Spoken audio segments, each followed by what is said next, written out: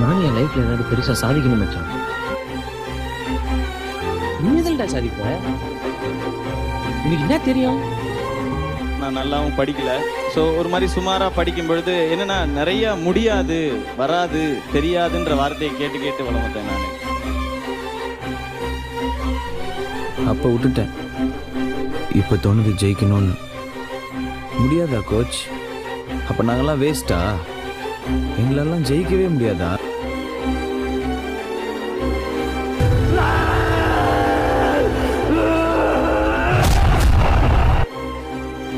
புதுசாக ஒரு ஸ்டெப் எடுத்து வைக்கும்போது எல்லாருமே கேட்குற கேள்வி தான் மச். இங்கே அது ஈஸியாக கேட்டுருவாங்க, உனக்கு ஏன்பா இந்த வேலை, நீ இப்படியே இருக்க வேண்டியதானே அப்படின்னு சொல்லி.